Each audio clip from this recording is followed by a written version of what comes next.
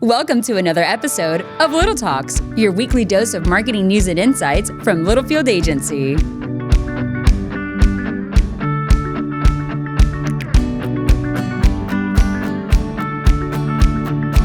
Welcome back to another edition of Little Talks with Littlefield Agency. My name is Sam Littlefield, and with me this week is not Steve Roop. If you are watching the video, I hope you watched the video this week.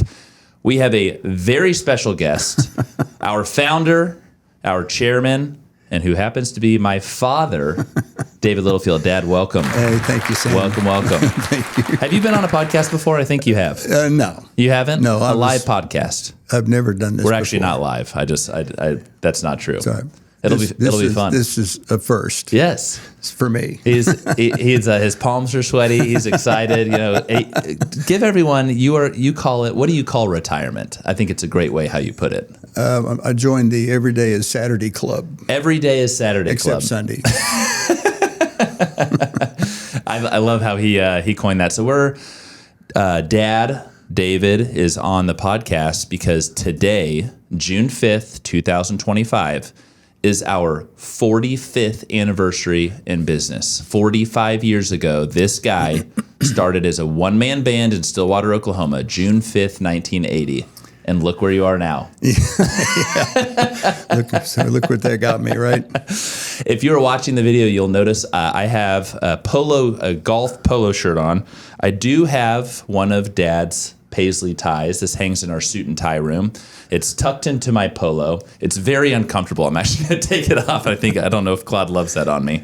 But it's nice to see you not in a suit and tie. Were you thinking about it? Well, yeah. Matter of fact, I told your mom I was going to, as a joke, suit up because that's what I did for 40 years, right? You did. And your mom goes, yeah, no, you don't do that. For those that are not watching the video, can you tell them what attire you're in? Yeah, I got golf shorts and a polo. So It yeah. is. Rocco, when I come up and visit you a couple times a month, I'll come up like this. And Rocco, our creative director, he always comments. He goes, "You would have never worn that when you worked here." And I go, "No, that's a long time ago." There is this. We have so much. 45 years, right? There's so much lore and history. And there's a wonder. I should have blown it up, Dad, and put it right here, smack dab in the middle.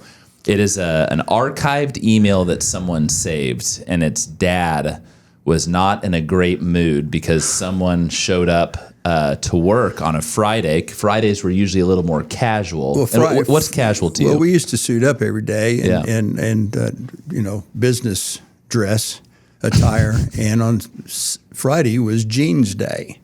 I mean, that sounds crazy now because every day is jeans day. But you're talking about the email about the mowing the lawn. Yeah, he said so basically, we had a creative guy show up in some ragged blue jeans and flip flops, and I should have just talked to him individually, but I decided to chastise the whole agency. So he sends a novel of an email. Well, I just said let's just don't dress like we're mowing the lawn on Saturday or working out. Yeah. Too great. So this is a special episode because we're going to go back in time 45 years from day one and relive some historical moments. I've got a few fun questions. Dad is someone who likes to be very prepared. I told him, hey, I don't want you to be too prepped. So I did circulate the questions beforehand. But let's get to it. Are you ready for this? Yeah, rock and roll. Okay, let's do it, baby. First question, 45 years ago to this very day, what inspired you to start what was then called Littlefield Inc? Ask is Littlefield Marketing and Advertising Incorporated. It's a long name. It's a long name. I like it. It rolls off the tongue well. My background before I got in the agency business, I was in sales and marketing, and I went to work for two different ad agencies who both put a tremendous emphasis on creativity. Now, this is back in late 70s, and creative was a huge deal. If you go back and see any of the old commercials that were done then. But one particular agency that I worked for, I was an account manager, and the account management group was more afraid to go back. The creative director was the owner. Mm-hmm. To go back to the creative director and say the client didn't buy your concept than we were to fight with the client. Wow. Yeah, wow. It That's was insane. It was crazy. Yeah. So anyway, long story short, I reached a point where I,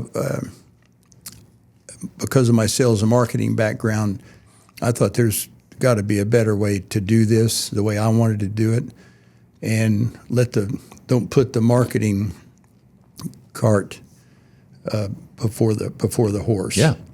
And so, and the other thing too is I just didn't want to tie my coattails to anybody else. I wanted to be in charge of my own destiny. Yeah. So I was fortunate enough that I had I wanted to go back to school and get my MBA. So I quit my job, and I had a house at the time that I had remodeled. I had $10,000 equity. So I sold my house, and I'm going back to Stillwater. I got in the MBA program. And I had one of my clients was a sporting goods store, Nick Stubb Sporting Goods in Oklahoma City. And Nick said, the only reason I'm with this company is because of you. So why don't you do my stuff out of Stillwater? So I said, okay. So he paid me the same thing that he was paying my former agency. Wow. And so I literally started the agency in the bedroom of my rental house in Stillwater while I was working on my MBA. And how soon after did you move to Tulsa? It was a year later, and so I didn't finish the MBA because I had some customers, former clients from Tulsa, calling me and saying, if you come back to Tulsa, you could have our business. Nice. And so part of your question was, what was the original vision? Yeah. And it was kind of accidental because Nick said, why don't you do my stuff? Because I hadn't figured out where I was going to go with it. But I thought, okay, well, let's just see how good we can be, and let's see where this can go. But I put an emphasis on a work-life balance. Love it. One of the agencies that I worked for, the first one, if you didn't put in 60, 70 hours, you got called in for an attitude adjustment talk. I'm not making that up.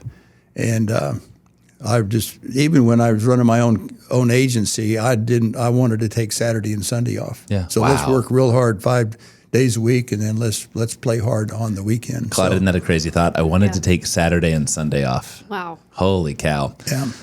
Well, here's the cool thing, right? Your vision 45 years later, as we've won Ad Age Best Places to Work in 2024 and 2025, that culture, that work-life balance still lives on is a part of, because I was very fortunate as Dad grew up. You were my coach, and you made it to my games and school events, and you also emphasized to the employees, which during the 90s and 2000s, it was a whole different world, right? Right. There was no work from home. There was no remote work, et cetera. Right. And but I think you did a great job with the employees as well. Hey, your kid has a talent show at 3 p.m. on a Tuesday. You're going to be in trouble if you're not there. Exactly. Yeah. And just one other point on the marketing side of things is that we based every creative recommendation. Creative is critically important because that's how you get your target audience's attention. That's how you engage them with your brand personality.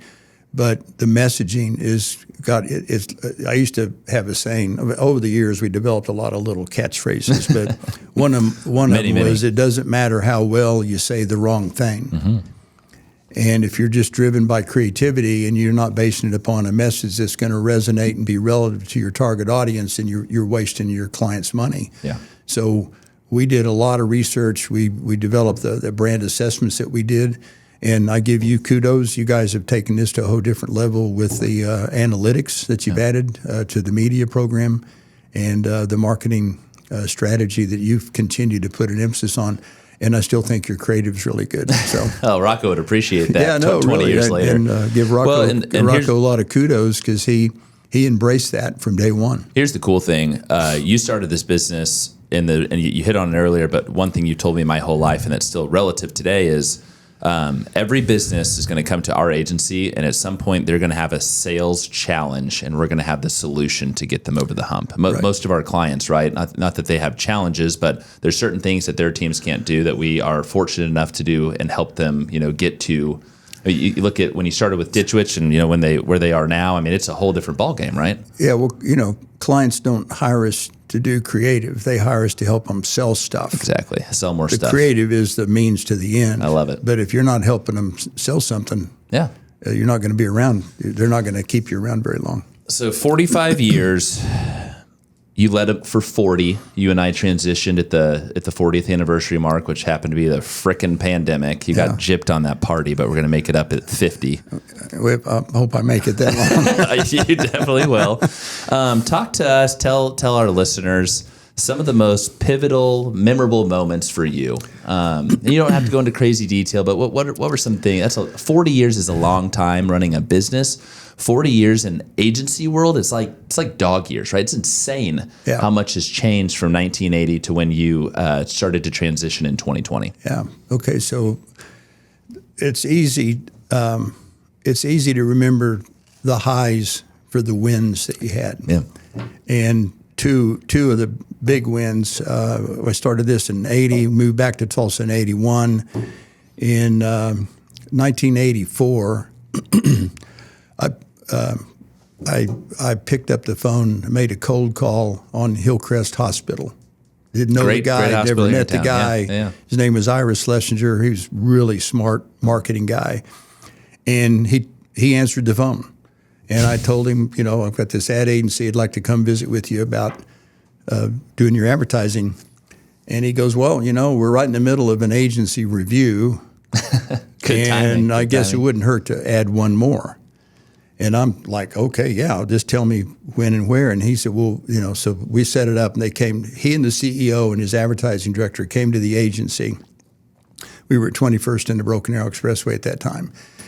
And we're in the middle of this pitch, and the CEO says to me, it was my creative director and me pitching. Mm-hmm. And the CEO says, hey, would you excuse us for just a minute?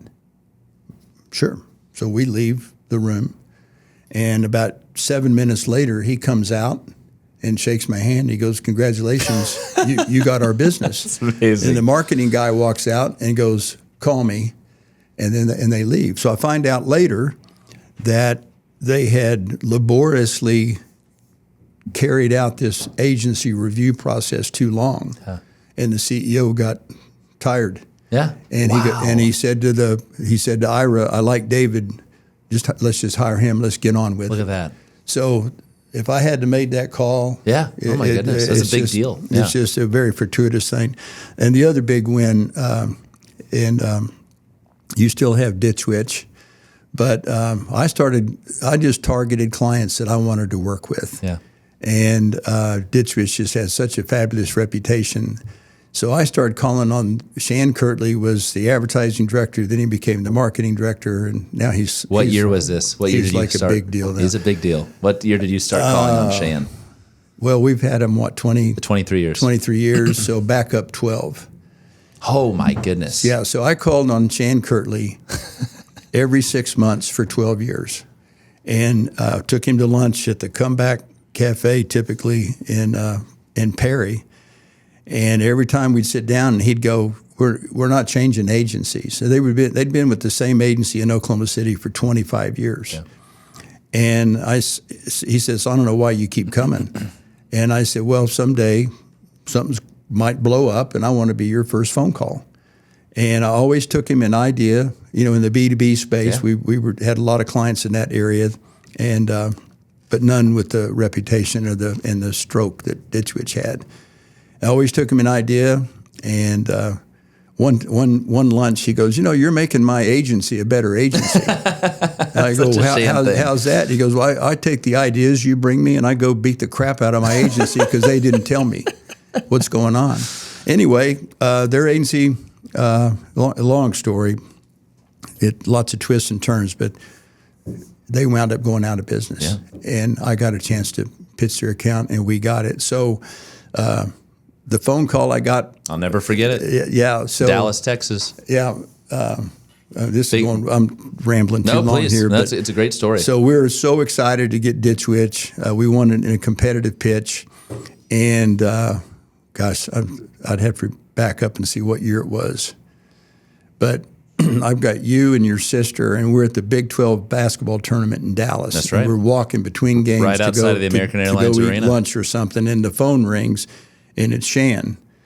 And I remember you looked at me and you go, "Kids, I have to take this phone call." Yeah. Yeah, well, we just picked them up like 2 weeks before. But anyway, Sand goes, "Hey, Littlefield, on Monday we're going to let like 700 people go here because the economy's tanking and it's not good. So I don't have an advertising budget.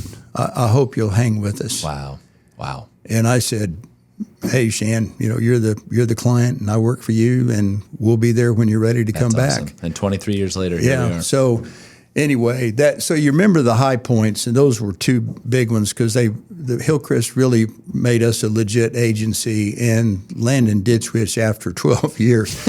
And what did Shan tell you years later? What did he tell me or did he tell you? He said, did he tell me that your dad is the world's worst salesman? He goes, "I hope it doesn't take you 12 years to land an account." Well, of course he's being facetious. My retort to that would be, and you've heard me say this before, tenacity trumps talent. Damn right. And persistence, baby. It meant something to them that I wanted their business that bad. Absolutely. And I don't know that I was all that great of a salesman, but when you've got the same agency for 25 years and you're loyal, like they've been loyal to us. Yes, 100%.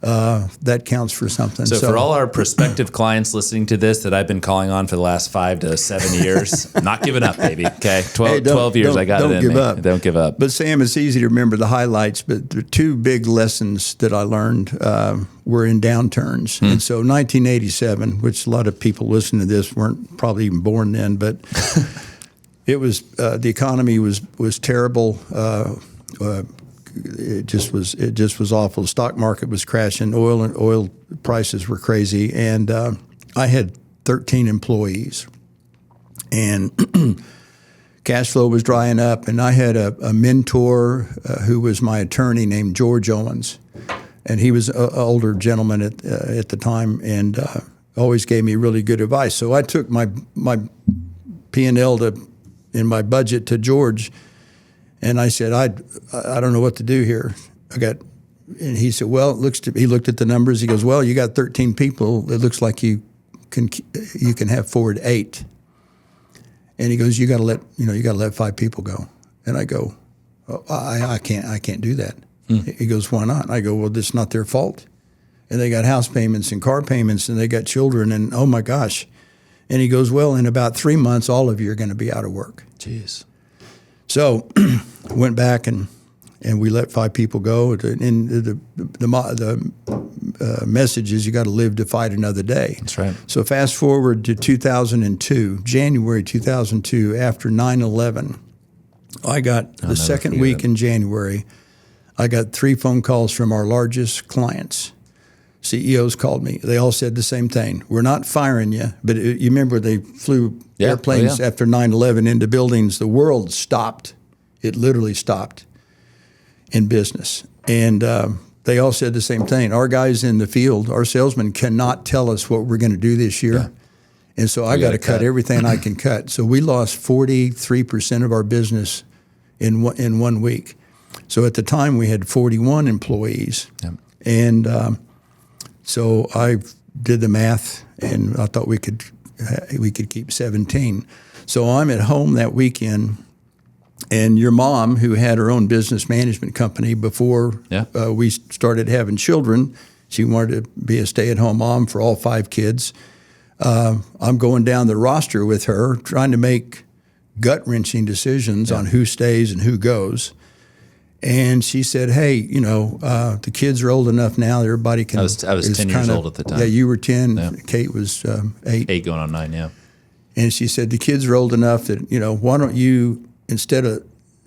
you let your bookkeeper and your controller go, and I'll come in and take over the finance and HR piece.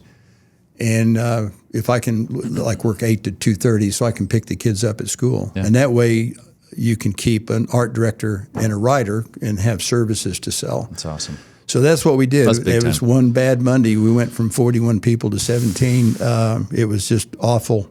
I remember Mom, right before Dad, you came home at 6:30 every night for dinner. And I'll never forget, Mom came to Kate and I, and she goes, whatever you do, be nice to your father tonight. And when he walks through the door, give him a big hug because he had a hell of a day. Yeah. I'll never forget that. But I will tell you that was a pivotal moment, and it was fortuitous, and it was your mom's idea. I didn't ask her to do this. She's a smart lady. She made a huge difference. She came in, and I made her a partner. 5 or 6 years later, and she just ran the business side of things, which freed me up to do the business development and client relations. And I find it interesting because right after that, right, the world is stopped. It's hell and high water. And then you land Ditch Witch, and you landed Bank of Oklahoma, and that we had a 17-year great run with Bank of Oklahoma. It's funny how this business, just the ebbs and flows of it, what you call the peaks and the valleys. Yeah, it's funny.